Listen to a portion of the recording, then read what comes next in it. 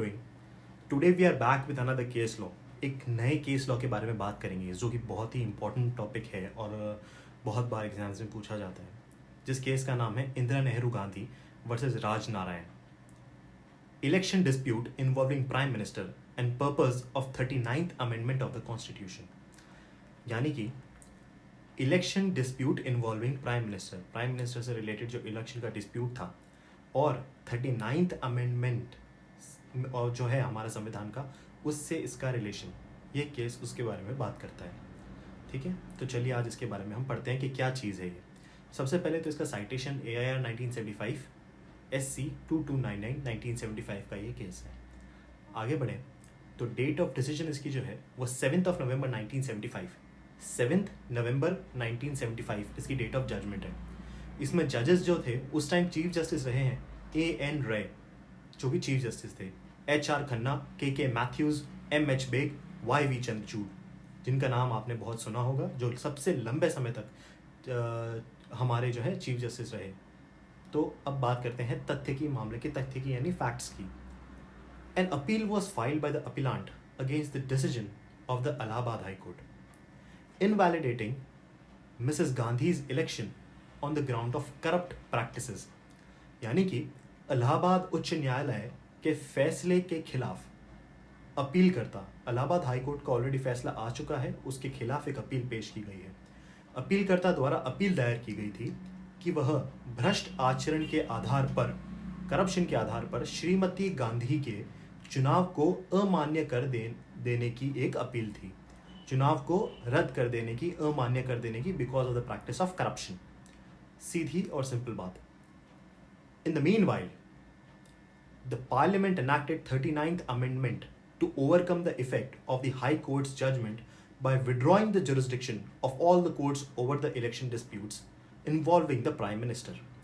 अब ये एक बहुत ही शर्मनाक बात है कि इस बीच में संसद ने प्रधानमंत्री से जुड़े चुनावी विवादों पर सभी अदालतों के जो भी जुरिस्डिक्शन था, अधिकारिक क्षेत्र था, उसको वापस लेते हुए उच्च न्यायालय के फैसले के प्रभाव को, इफेक्ट को दूर करने के लिए 39वां यानी 39th संशोधन यानी अमेंडमेंट कॉन्स्टिट्यूशन का लागू किया, जो कि एक बहुत ही गलत चीज़ है, जो नहीं होना चाहिए था. It is because of the powers, but we shall not deal with politics in this video and move ahead with third important fact of the case.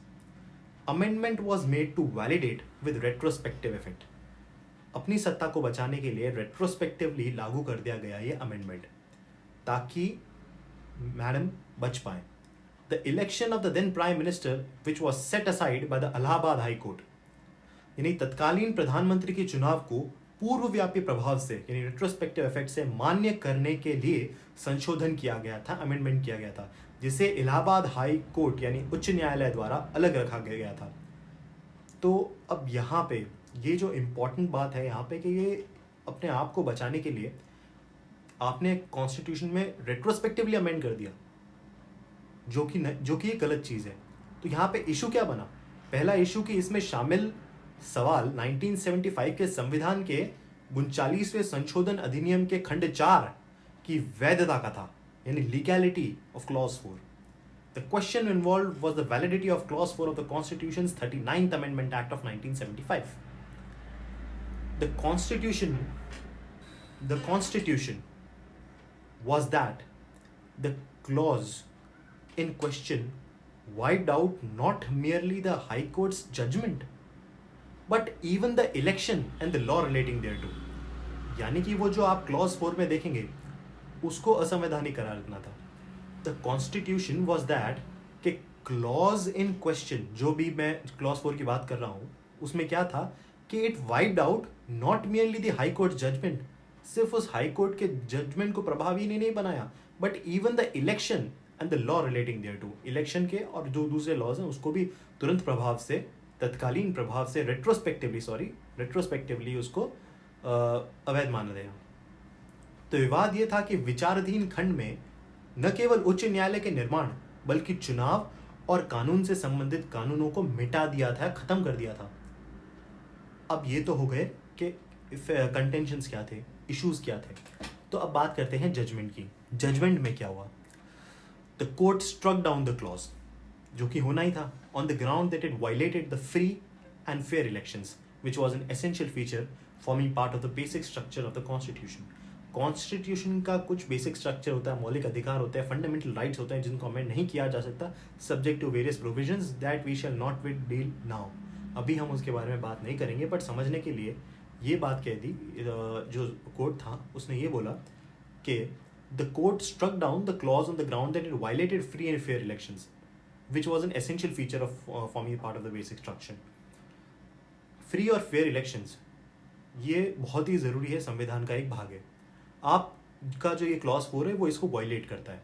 न्यायालय ने इस आधार पर रोक लगा दी कि इसने स्वतंत्र और निष्पक्ष चुनावों का उल्लंघन किया, जो कि संविधान की मूल संरचना का एक अनिवार्य हिस्सा था, एसेंशियल फीचर था। पहली बात ये कोर्ट ने कहा। दूसरी चीज क्या एसेंशियल थी जो कोर्ट ने बोली कि the exclusion of judicial review in election disputes in this manner damage the basic structure. मूलभूत अधिकार, बेसिक स्ट्रक्चर का मतलब होता है मूलभूत अधिकार। इस तरह से चुनावी विवादों में न्यायिक समीक्षा यानी कि जुडिशियल रिव्यू के बहिष्कार ने यानी उसको अलग रखने से बुनियादी ढांचे यानी फंडामेंटल राइट्स को नुकसान पहुंचाया है, क्योंकि वो उसका वायलेशन है और कभी भी कॉन्स्टिट्यूशन में फंडामेंटल राइट को वायलेट कर नहीं किया जा सकता, जिसके लिए रेमेडी 32 और 226 में, जिसके बारे में अलग से चर्चा करेंगे। तीसरी बात, क्लॉज 4 जो था, खंड 4, was held unconstitutional on the ground that it was outright negation of the right to equality conferred by Article 14, a right which is a basic postulate for the Constitution। यानी कि जो खंड 4 था, इस आधार पर असंवैधानिक ठहराया गया था कि यह अनुच्छेद 14 द्वारा प्रदत्त समानता के अधिकार, राइट टू इक्वालिटी, का सही निषेध था। एक ऐसा अधिकार जो हमारे संविधान का मूलभूत अधिकार है उसको वायलेट करता है। आर्टिकल 14 का वायलेशन है ये जिन्होंने क्लॉज 4 डाला उसका डायरेक्ट वायलेशन है, तो इसके लिए इसको हम स्ट्रक डाउन करते हैं। और चौथी इंपॉर्टेंट बात है कि the court held that these provisions were arbitrary and were calculated to damage और destroy the rule of law. अदालत ने माना कि ये प्रावधान मनमाने थे और कानून के शासन को नुकसान पहुंचाने या नष्ट करने के लिए बनाए गए थे। The Supreme Court added the following features as basic features। एक लिस्ट है बेसिक फीचर्स की जो एक पुराने केस में दी गई है। उस केस के बारे में भी हम अलग से डिस्कस करेंगे कि ये चीज़ें उस सूची, बेसिक फीचर्स की सूची में आती हैं जिसके बारे में संशोधन नहीं किया जा सकता। और कभी भी कोई भी जो कानून बनाने वाली जो पालिका है यानी कि लेजिस्लेचर, उसको वॉयलेट नहीं कर सकती बेसिक फीचर को। Laid down in Kesavananda Bharati का केस, केशवानंद भारती के केस में ये फीचर्स की लिस्ट दी गई थी, पर वो एग्जॉस्टिव है, ऐसा नहीं है, खुली है। आप उसमें से किसी भी कोई भी अन्य केस द्वारा उसमें ऐड किया जा सकता है कि ये मूलभूत या मौलिक अधिकारों में सम्मिलित है।